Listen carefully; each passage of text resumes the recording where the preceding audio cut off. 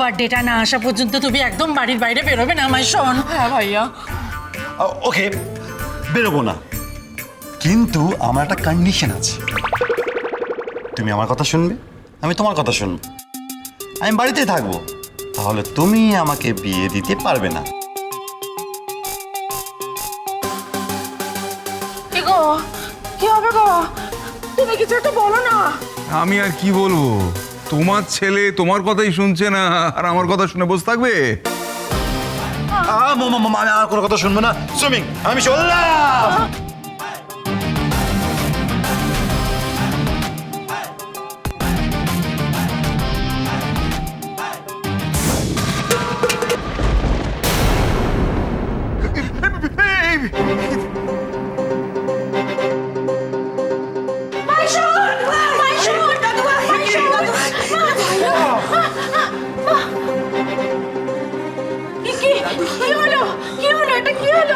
আর কি হলো?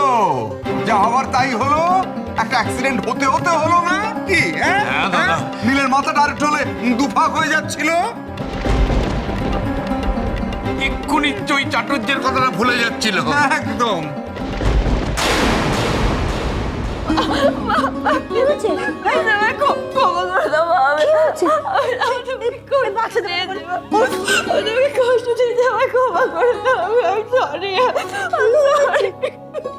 কেন পাগলের মতন করছিস না?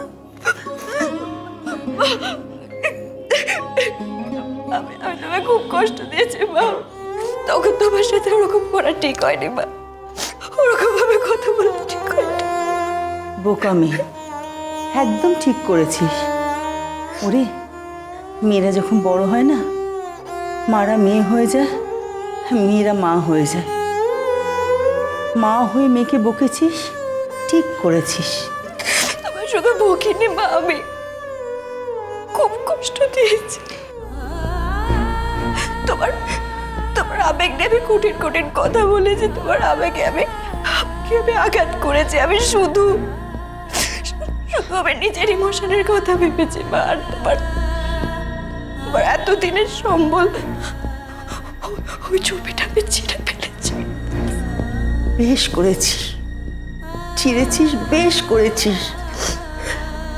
যতটুকু সম্পর্ক ছিল চোখে মুখে গেছে। জানিস শিমু, ওই ছবিটার ওপর, ছবিটার মানুষটার ওপর না খুব খুব রাগ হয়। মনে হয় ছবিটাকে কুচি কুচি করে ছিঁড়ে ফেলে দিই, কিন্তু পারি না রে মা, পারি না।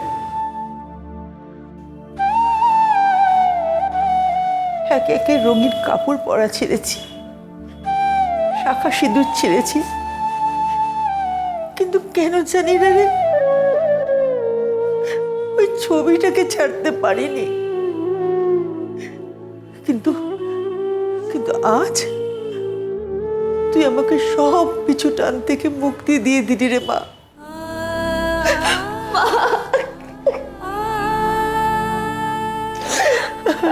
তুমি কথা দিচ্ছি মা, আমি তোমাকে কোনোদিন আর কষ্ট দেব না। I promise.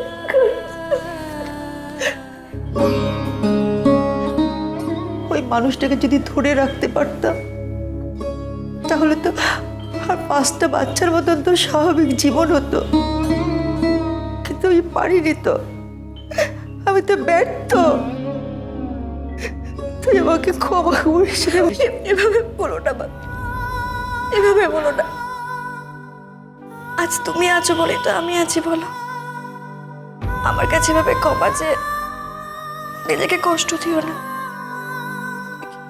চোখ মুছো তো, একদম চোখ মুছো, কাঁদবে না একদম। কাঁদলে আবার তোমার মাথা ব্যথা শুরু হয়ে যাবে। মাথা তো ব্যথা করছেই আমার। আমারও।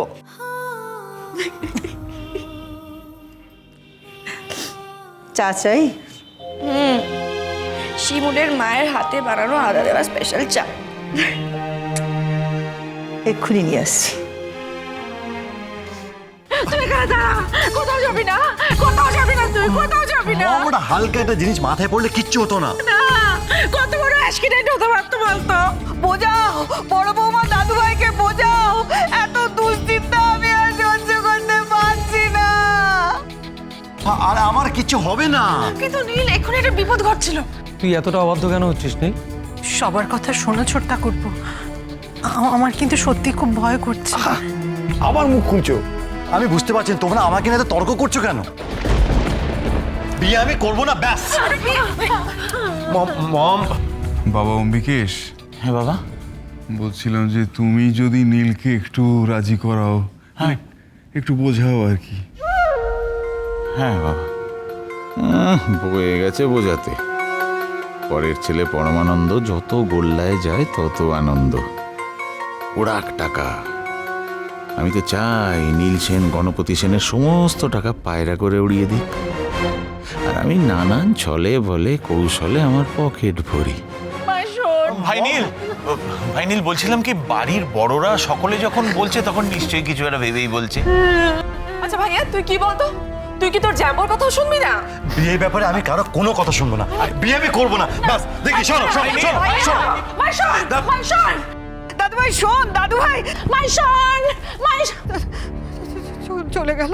এই দেখো কি হবে এখন, আমার সন্ত কথাই শুনছে না, কি করবো এখন আমি? দেখো দেখো দেখো, আমি আমার ভাইপোকে খুব ভালো করে চিনি। ও কিন্তু কারোর কথা শোনার মুডে নেই।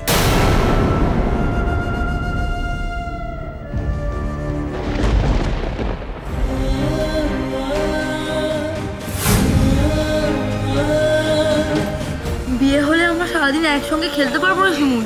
রাগ করো না নীলদা, এখন আমাদের পড়াশোনা করার সময়। তুই আমাকে ভালোবাসিস না শিমুল?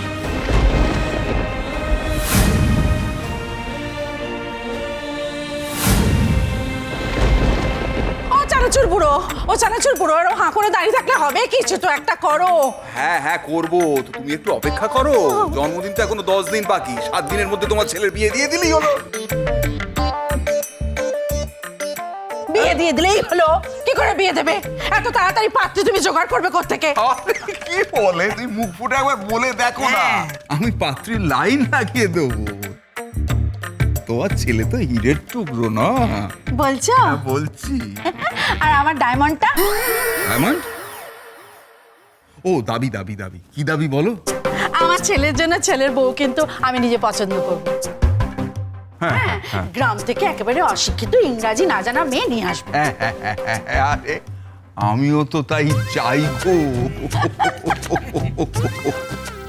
আমি জানতাম তুমি এটাই বলবে। তোমার কাছ থেকে এর থেকে বেশি আর কি বা আশা করা যায় শান্তি?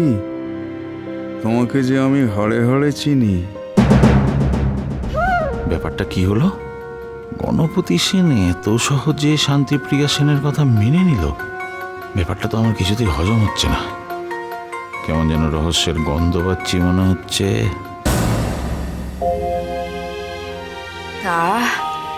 তোমার হাতে আদা চা খাওয়ার জন্য না আমি জন্ম জন্ম তোমার মেয়ে হয়ে জন্মাতে চাই। ও, শুধু চায়ের জন্য? মাকে ভালোবেসে নয়? মা, দুটোই দুটোই, বুঝলে? দুটোই। আচ্ছা, কি বাচ্চাদের মধ্যে মামা শুরু করেছিস? ছাড়বো না। আর আমি আমার মাকে কতবার ম্যামা করবো সেটাকে তুমি বলবে আমার? খুব ভালোবাসা দেখানো হচ্ছে না? এই দিকে তো কিছু খুলে বলছিস না আমাকে। কি বলছি না শুনি? বা নীলের সঙ্গে কলেজে কি কথা হলো বলেছিস? কি আর কথা হলো মা, ঝগড়া হলো।